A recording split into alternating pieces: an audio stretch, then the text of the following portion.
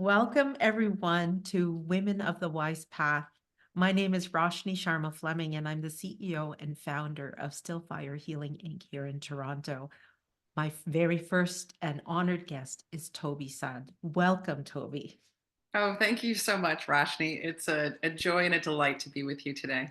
Absolutely. Tobie, I have invited you here because of your wealth of experience, the way you hold yourself as a woman, and the knowledge that you can impart and share with us as we look at women stepping forward and redesigning, recalibrating what a woman is in this time and at these very crucial times. Tell us more about yourself.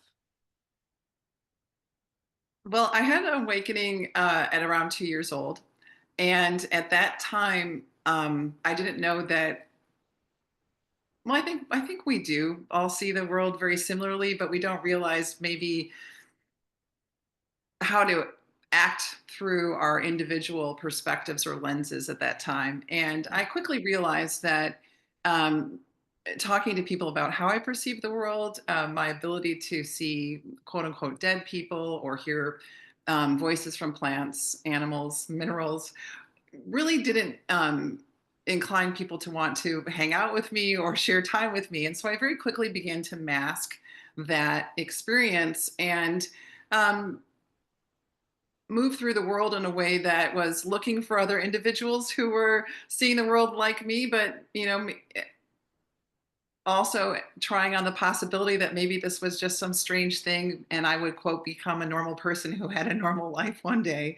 And Oh, certainly that never really happened in that way. I've had a practice for close to 30 years after doing a lot of different things and largely masking as a science-y type. I have a penchant for subatomic particle physics, and that's an easy way to move through the world rather than admitting that you have psychic gifts and are a self-selected practitioner. So now I'm a mom. I have 3 children. My youngest will be 21 this year, which is amazing to me. And I have a very vibrant practice where I work with individuals and um, I would say enlightened businesses who realize that we're in a really beautiful and rich, potent moment in yeah. these times where it's no longer about cultivating soft skills with one's employees. It's offering an invitation for people to learn how to hold tone.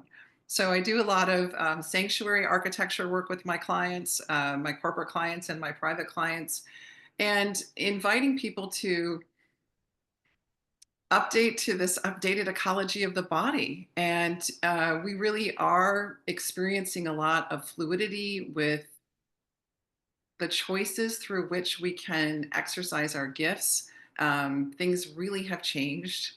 I turned 55 this month, and it's a different world than it was when I was 20. Yeah, thank you very much. Yes. Or 15. There was a lot, people talk about the baseline of the vibrational frequency of the earth changing. And I think we hear this when people say the divine goddess is rising. People describe this in terms of the spaceship Earth is firing up. And I remember as a young person, if I wanted to have something black, I had to imagine it white. If I wanted to push something, I had to pull it, and really accommodating for an inversion. And right now, there's been a shift, and whether it was 1987 with the harmonic convergence or 2012 with what we largely have called the end of the Mayan calendar, but a radical shift in the Earth grid system. You don't have to push to pull anymore. You actually have to lean in and cultivate a precise desire to bring that which one really wants into one's life. So we work in a world of rhymes, and it seems like it's much easier to rhyme than it ever has been. I think there's a few things that you said that are really, really poignant, which is leaning into the grid system. We don't need to force Oh, anymore. Yeah. And this also brings rise to flow and divine feminine energies, female energies are all about flow. How do you as a woman subscribe to cultivating that in these times of transition? Well, that's a great question. So I think for all of us, we're in a really, again, potent window of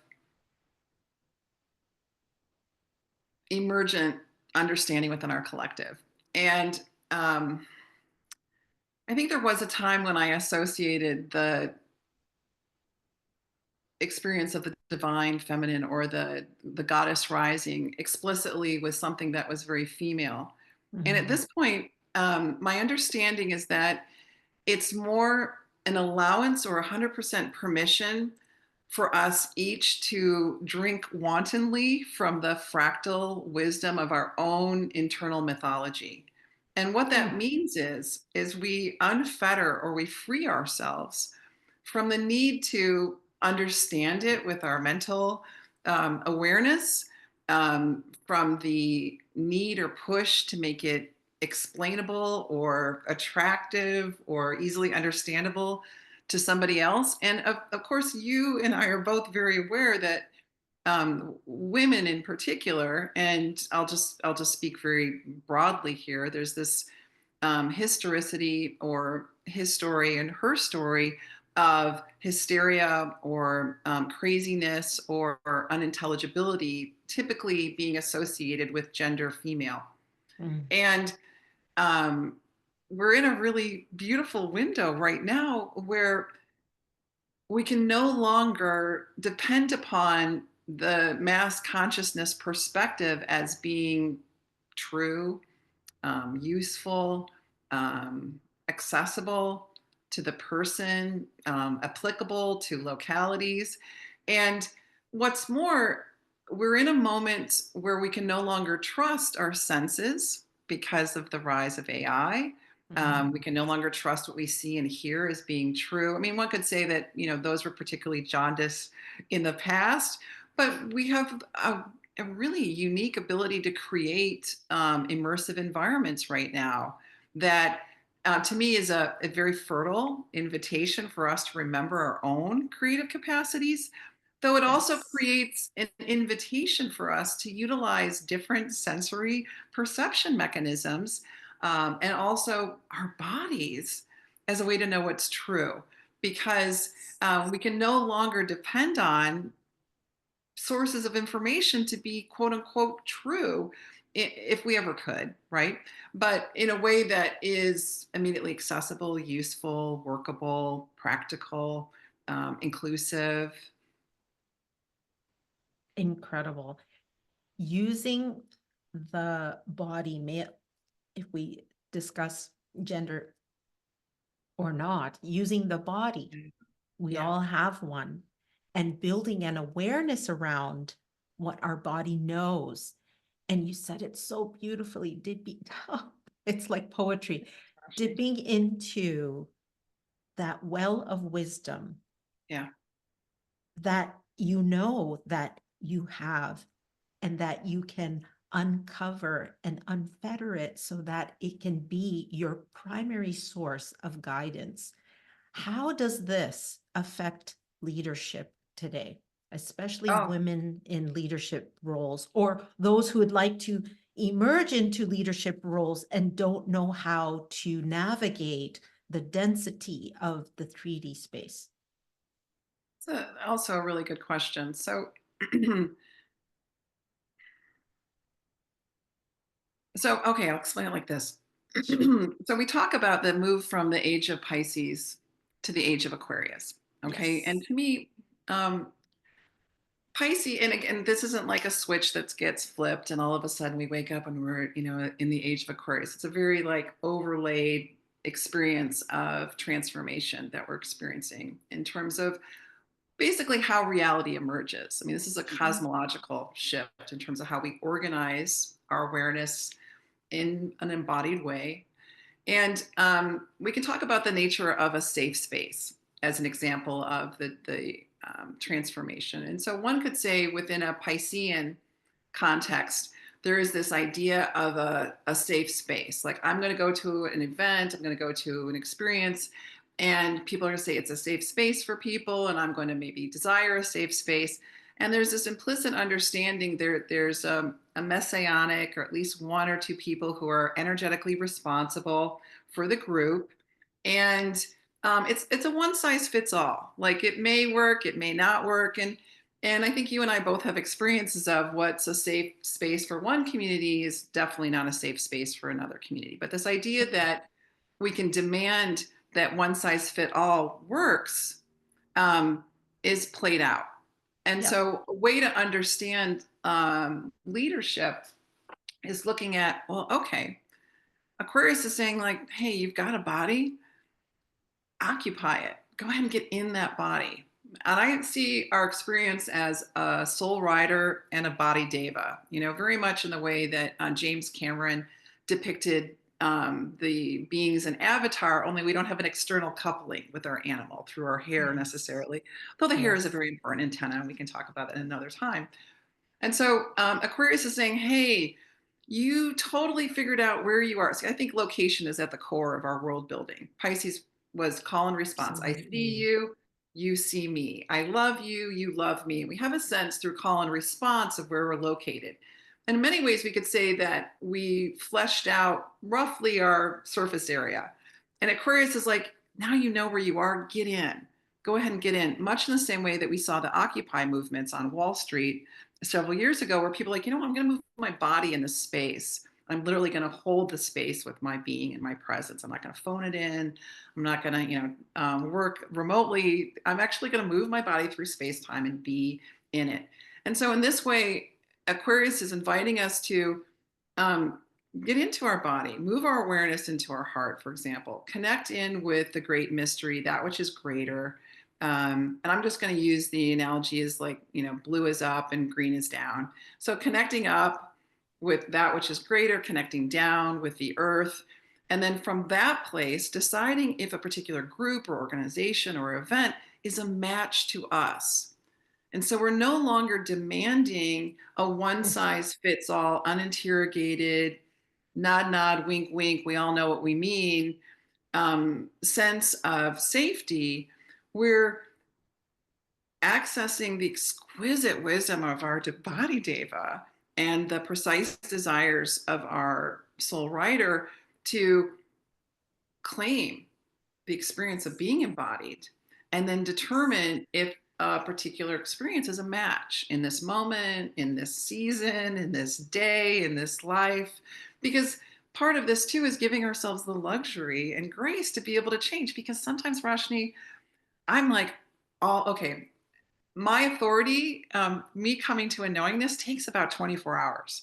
And there's times when I'm like, yes, I know that's a fit, but I'll still give myself 24 hours Yes. because I'll wake up sometimes the next day and I'm like, oh, I don't really, that's so not a match for me.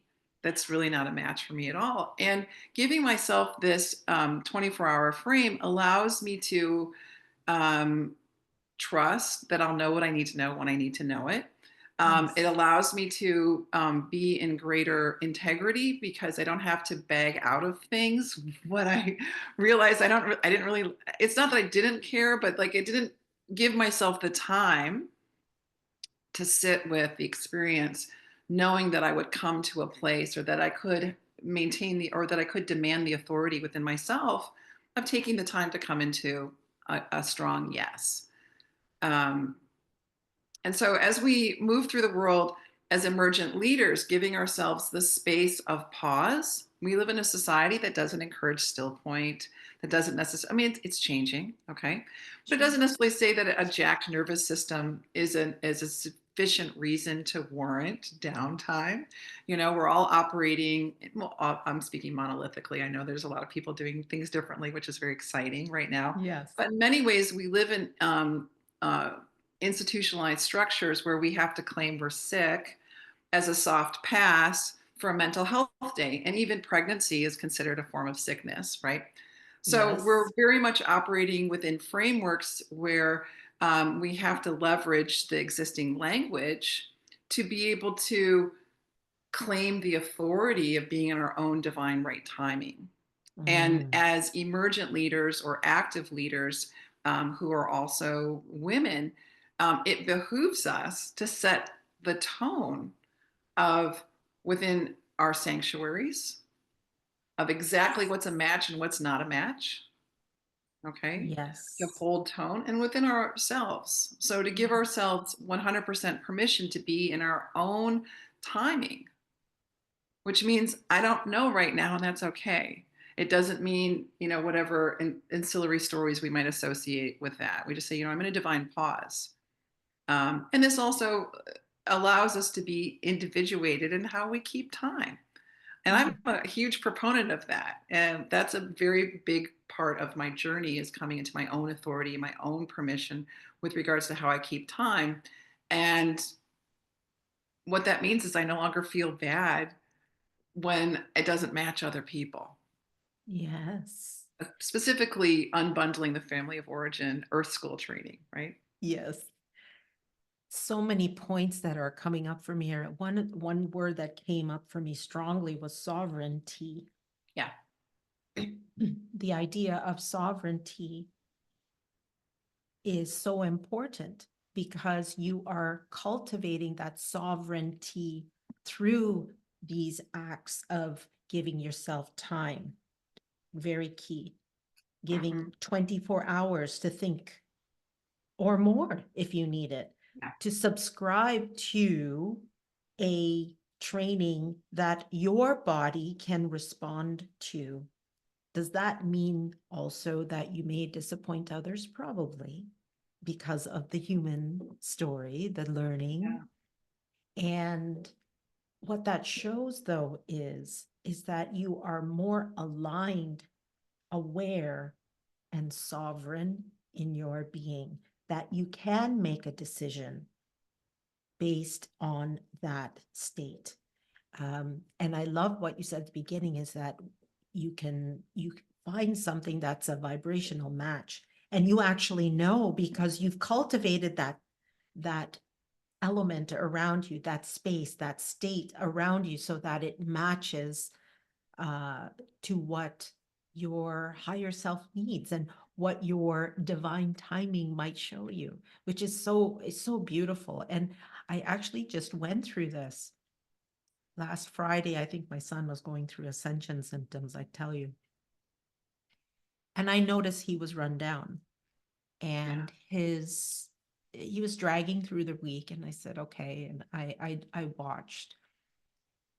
And I noticed that as I cultivate that sovereignty within my own um, self, my mothering is changing. Yes. The mothering is changing. And I want to get into that a little bit more with you as well.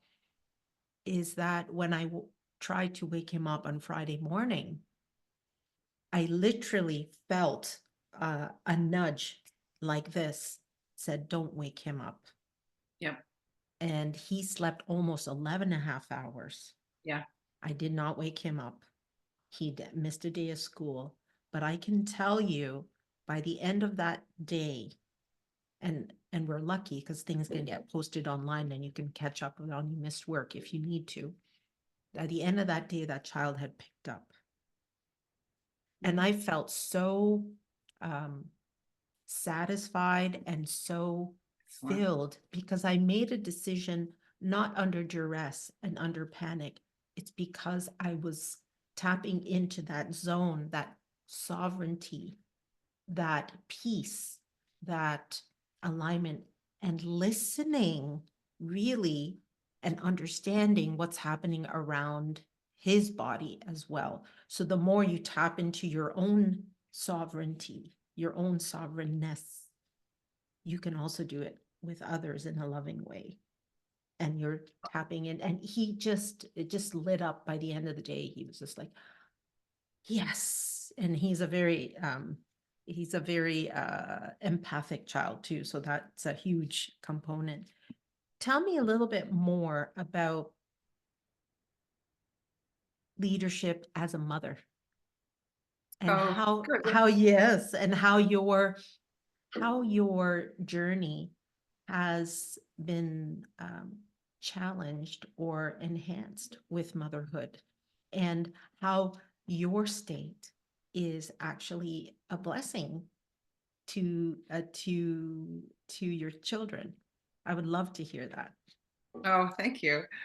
Well, I'd like to start by just returning to the last thing that you shared in terms of 100%. The more we exercise our sovereignty, the more it populates on our radar in terms of decoding Does. what's going on Yes. around us. The other thing is, we live in a universe of rhymes, meaning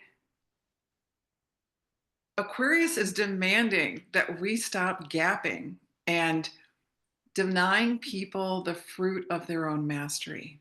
All right. What Ooh, that wow. means is, okay, when you bring big energy, you gap. I mean, I learned telepathic communication as an adaptive strategy in my family of origin, as a trauma response, because it kept me safe to have a little bit of a lead time on things going sideways in the Ooh. group.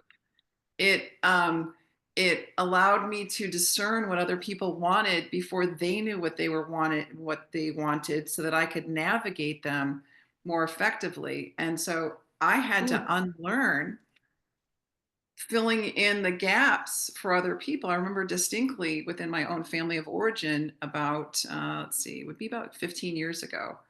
I made a commitment to no longer read them intuitively anymore, meaning I was only going to work with what people said to me. I wasn't going to listen to their elbow for an additional piece of information. I wasn't going to listen to their heart for clues. I'm like, there's going to be a clear ask or it's not. And so as we navigate these times, we can no longer do anybody's work for them.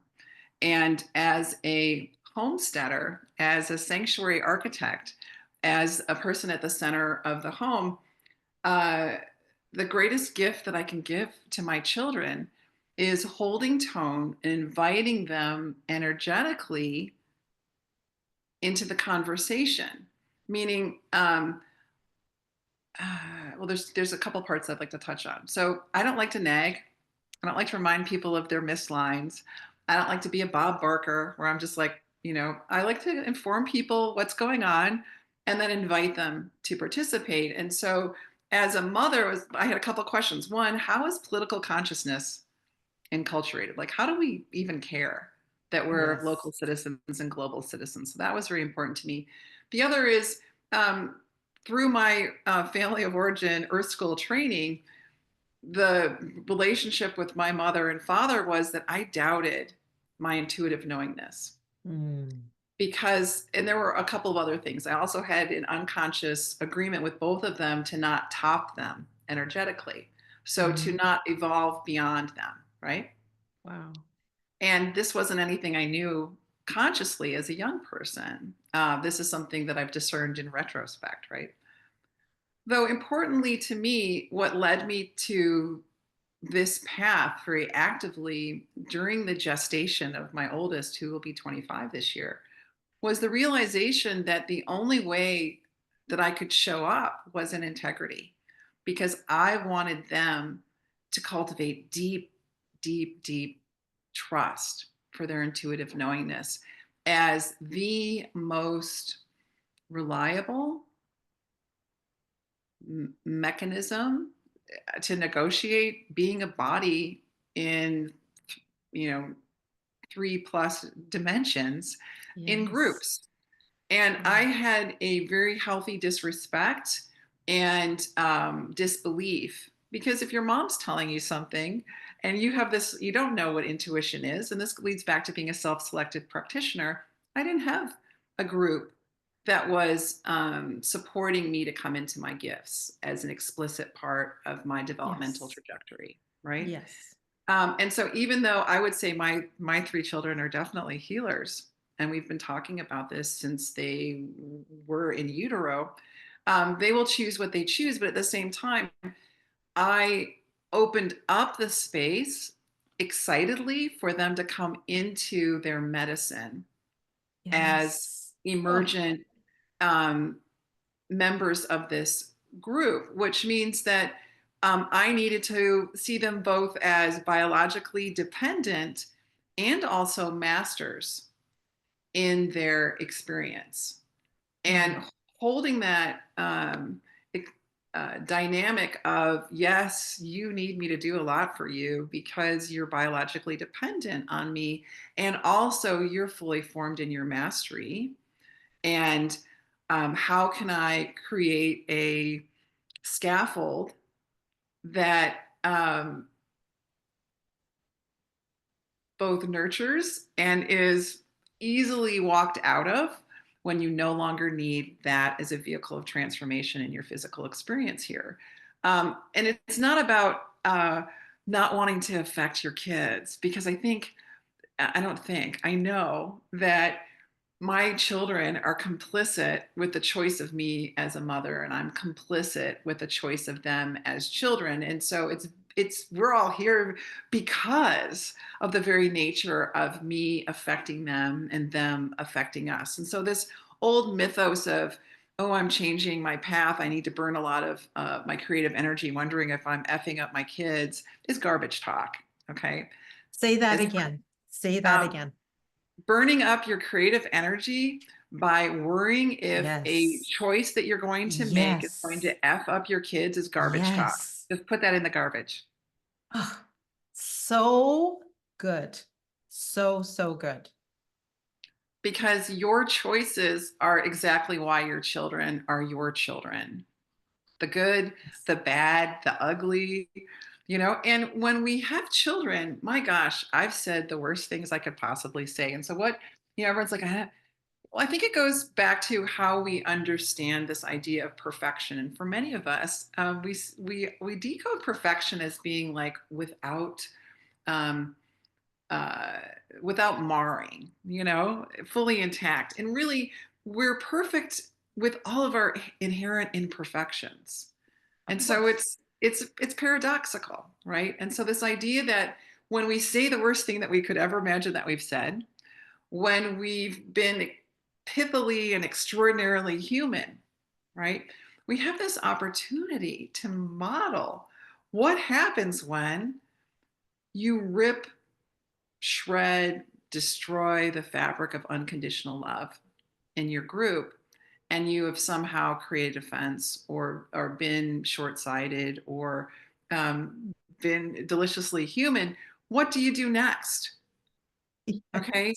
How do you, and so we always have these opportunities to model to our children. I remember one time sitting in timeout for 37 minutes because you did it for your age at that time. And I made a choice that was a bad choice. And so I showed my children that I too was subject to the redirective behaviors that we had at our house. Yes. And our imperfections and how we show up for that model for our children what happens next in the varied and X factor, meaning like uncontrollable unknown of being in group environments. And so Yes. it allows them to develop a grit, and their own style of recalibration allows them to come Yes. into personal responsibility. Um, and then when you hold a sanctuary for your children, which means that like, oh, I'll give you an example. So I have a daughter. Her human design is a projector. Actually, I have two projectors, but that's another story. And what that means is, um, for her, she likes to be invited to make a contribution. She's very much about holding tone for the group. And she would do is she would use up all of her energetic gas, and literally could just make it to her bedroom and collapse. And so the Oh, exchange, we might not have an exchange. It might be like, one time she actually said to me, is like, I've used up all of my nice, and I don't have any more wow. nice left. And so I just need to.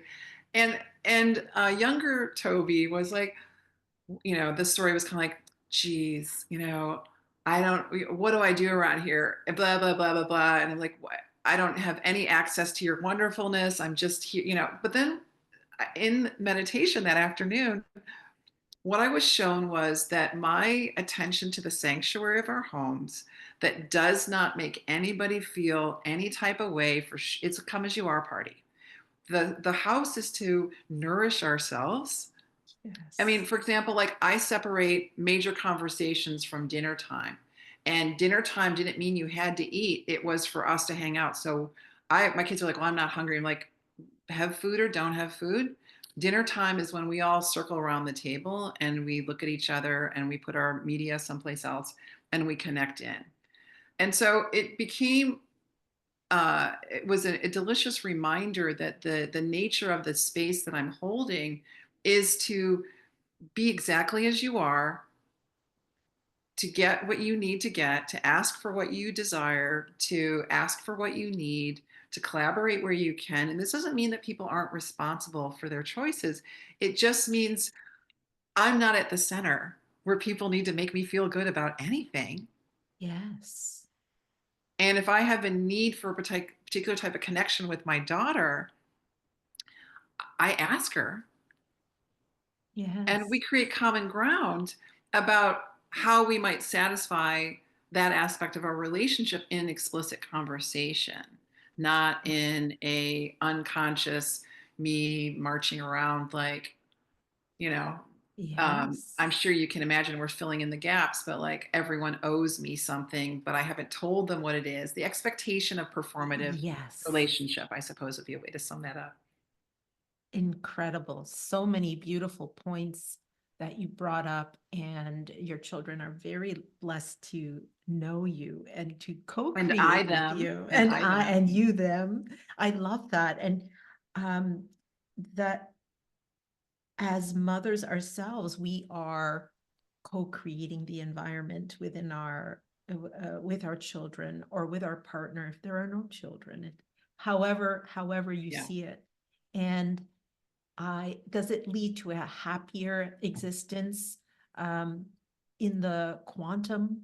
Yes, because you're actually elevating each other energetically and taking away the binds of the expectation of the density of the 3D world.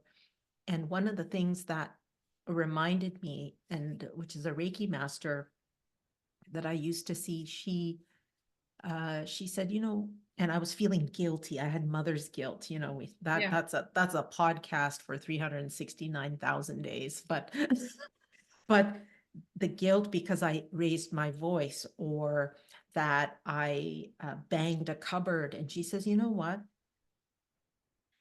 You are showing him you are a human being. Yeah. You are showing him that you're fallible. You're showing him the fabric of existence within each other, but then also what happens afterwards, Yeah. which is even more important as well. So that creation of a space, whether you're a woman, a leader in a woman as a leader in a leadership role, taking on in a leadership role, a mother, caregiver, creating that space around you comes from, would you say, comes from being mindful. And also I don't like the word mindful, being aware of the sovereignty that you have cultivated. How do you cultivate and nurture your sovereignty? Because you people get busy, right? And the world is busy. How do you actually do that for yourself so that you remain and can tap back into that alignment and that feeling piece so that you are aware of what's happening around you? How do you do that as a woman who had on any given day has multiple roles to play? Oh, that's a great way to talk about the experience of being in flow. You know, polity emerges through conversation, and so when we work with our children, um, supporting their emergent autonomy by asking them how we can support them increases their Yes. emotional um, IQ.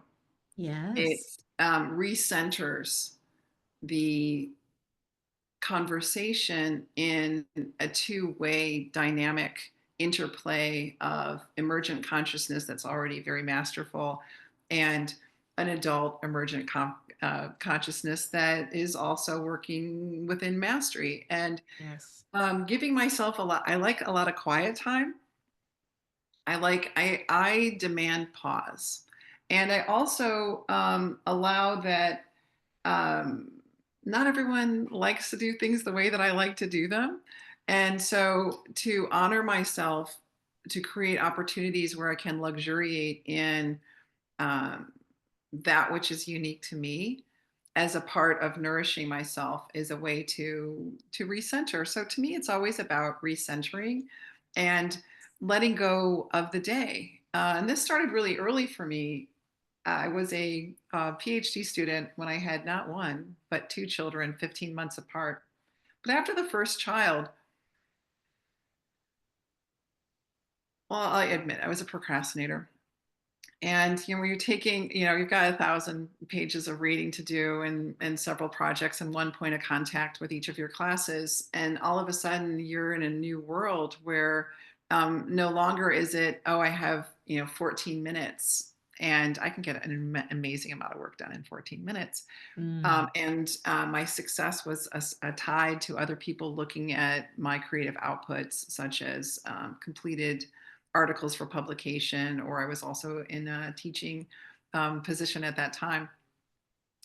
My life quickly became very fluid, and whereas there were lots of moments throughout the day, suddenly it became daylight and nighttime. And I was in this Wow. world where it was day and it was night, and just diving into this experience of feeding the baby, sleeping, changing the baby, waking up, going back to sleep again, feeding my body. And again, it's like, wow, 12 hours have passed. It's nighttime now. Was a really radical shift in how I organized my day. And Yes. this leads into your question of how does one support oneself? And um, at the end of the day, after about 3 or 4 weeks as a new mommy, I started to just subject myself to a lot of very angry and negative self talk at the end of the Yes. day, because no longer was I getting everything done. No longer was I um, Yes. uh, and so I had these long lists of things to do. And as I would fall asleep at night, I would imagine them in my awareness, and I would just project bad feelings on myself for not having accomplished them. And Oh. I started calling myself a loser. And I had, and I was in this place of cognitive dissonance, because I'm like, well, my body just did this amazing amount of work. And I had a sated and happy baby. My household was functioning well. My co-parent and I were popping, and yet I was making myself feel really bad. And what Wow. I realized after about a month is that I would need to create a completely new rubric or list of evaluation over what a good day is for me.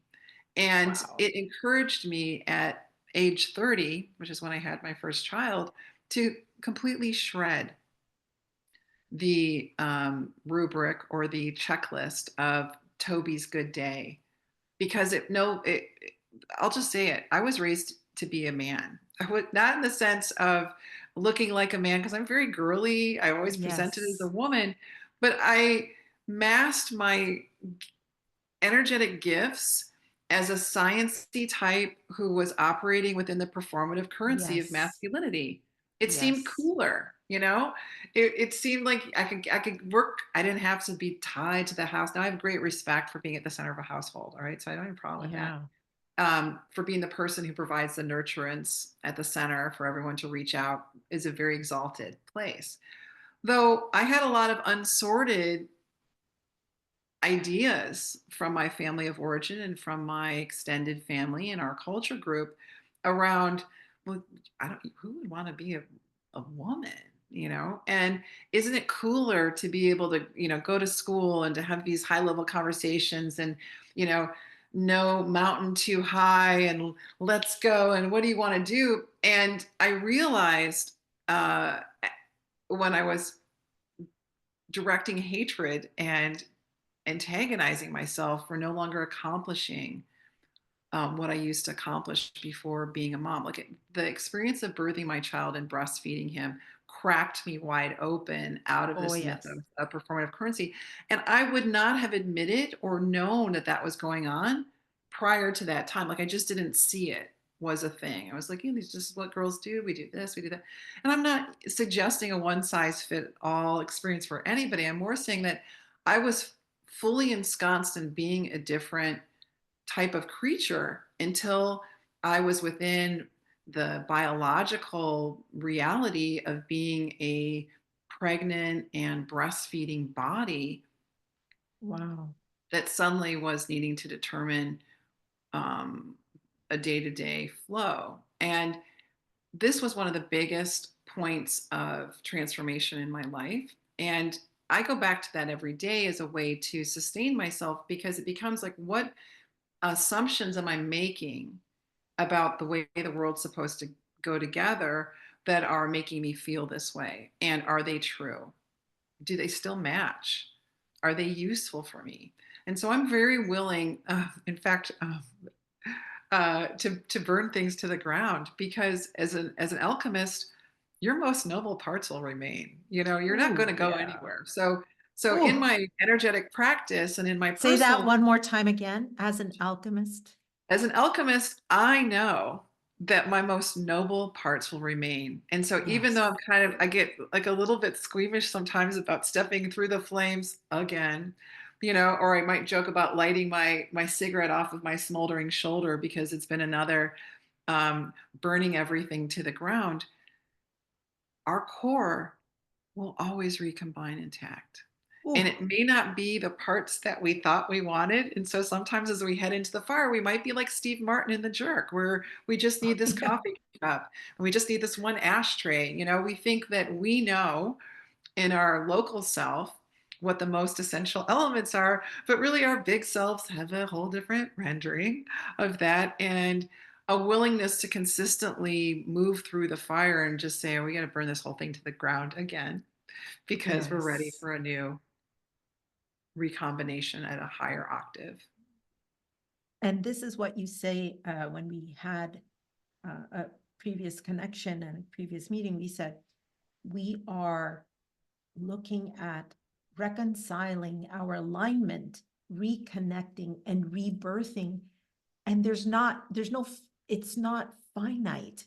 No. It's, you can do it over and Yeah. over and over again. And I think women who recognize that, this is where also, and you also, to quote, the fount of divine feminine energy, that emerging energy that can be replenished just Yeah. by choice, Yeah. by returning back to your local self. I loved that, to return back to your local self if it's not working, because if you force it to work, you're going to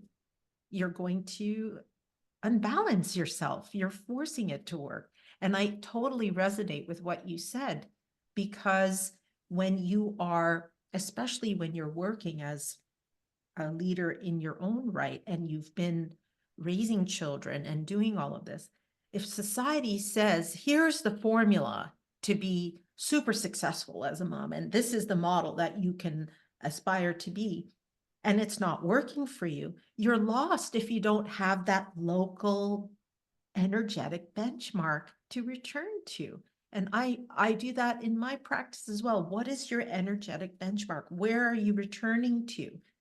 And then the other very important thing, which uh, is no mystery, but hard for some, especially women, alone time.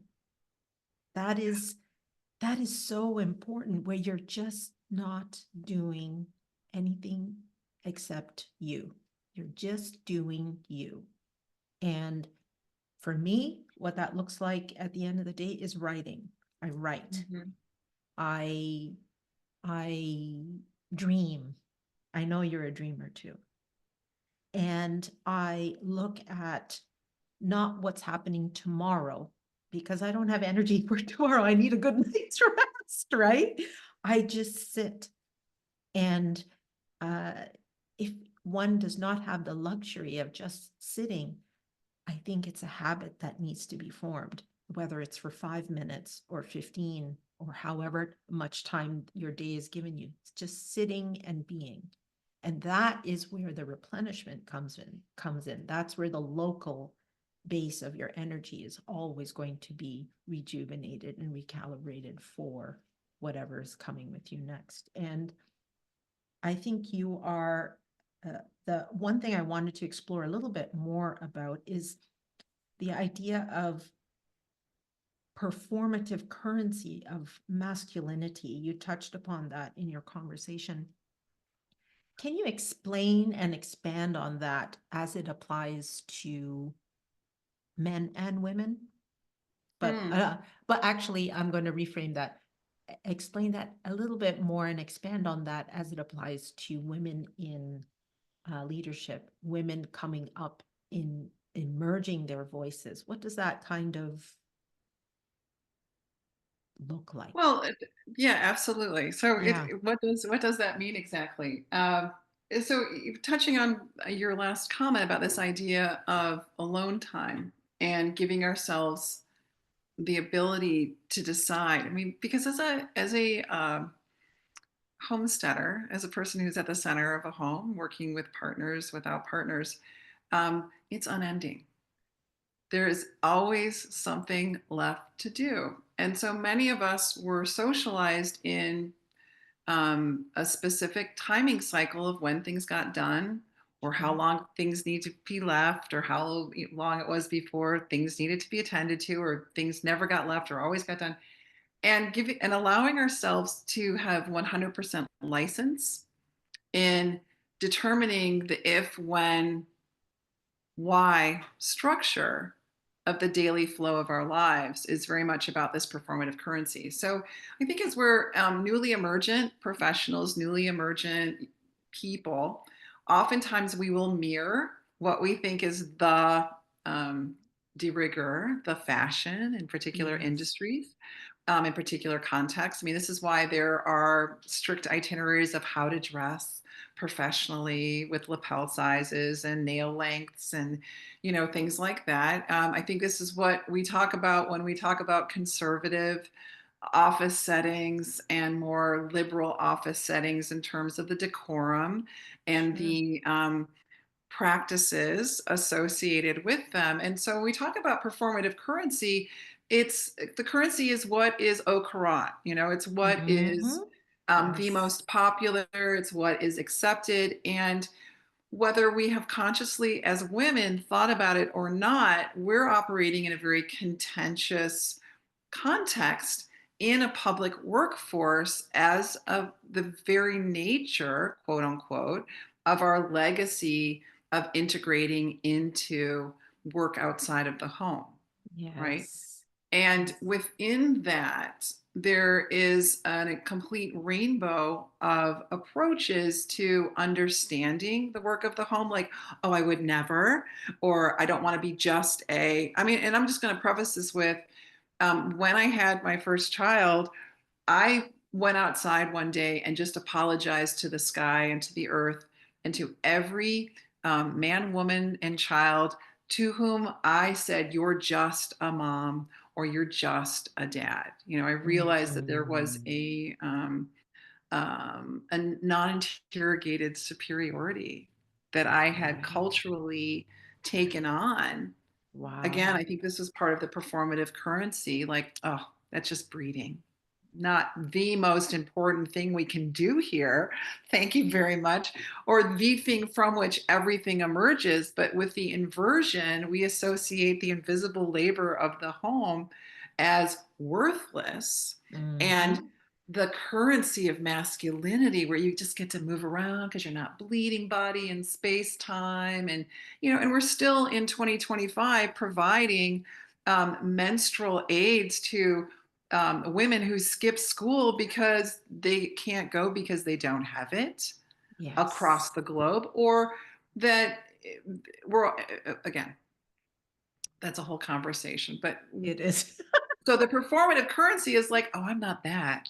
That's not who I am. look, I get to move around. And I think in a very basic way, it's this acknowledgement or desire to not be relegated to the private space of the home, and for an explicit desire to be able to move freely, safely, quote unquote, my body's safe. I don't have to worry about my body in space time, outside the home. Yes. And Wow. so who wouldn't want to move outside? So my mother was very much on the cusp of third and fourth wave, feminism.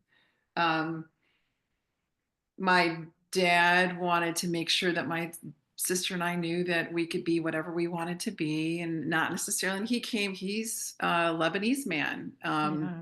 And the women very much relegated to the spaces of the cooking and the cleaning and the Yes. caretaking, right? Yes. Um, and so raised my sister and I to be boys because he wanted us to be liberated, and never anticipated it would be weird like it turned out, where we Yes. became disassociated from our bodies, or Yes. realized that we have, as mobile portals, access to transcendent wisdom through the very vehicle of our morphological tendency toward creation. So whether you Oh, have a child or you don't have a child, that you yes. emerge through a biology that has the ability to have a child makes you a different type of creature.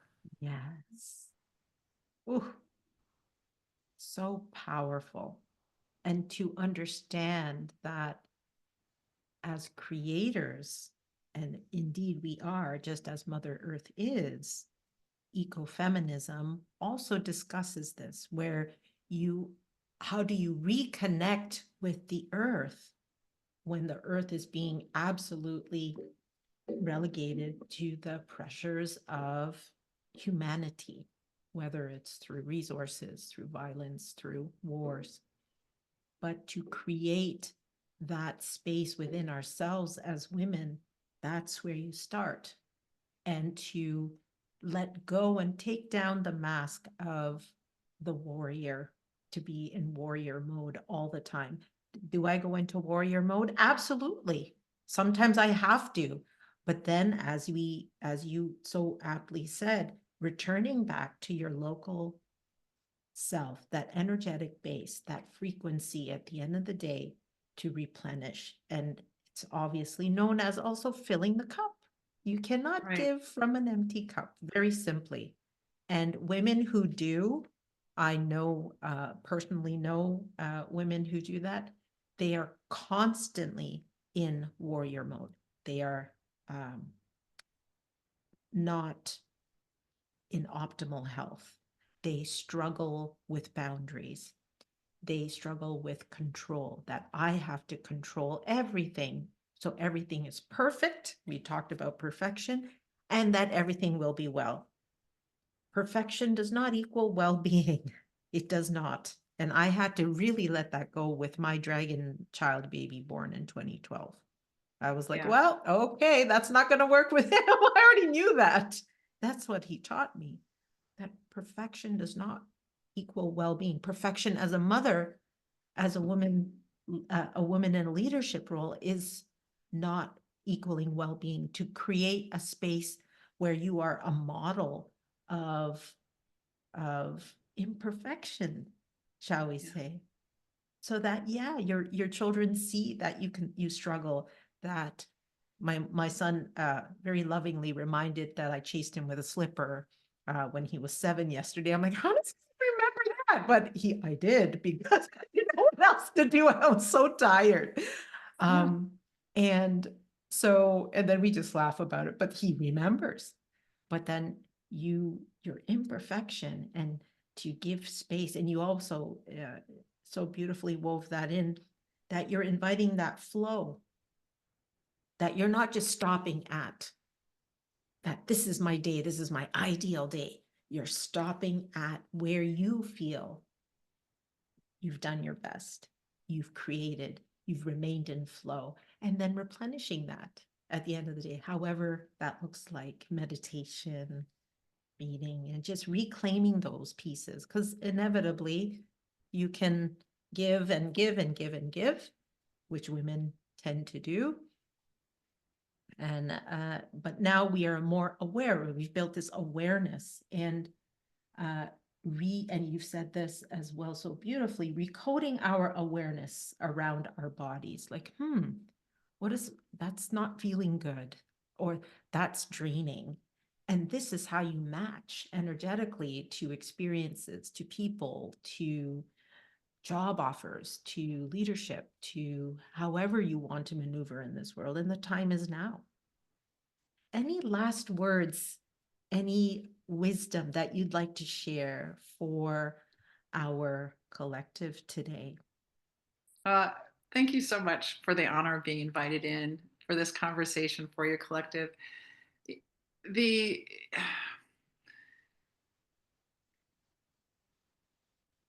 We are living and dying in a tremendously potent time of transformation. And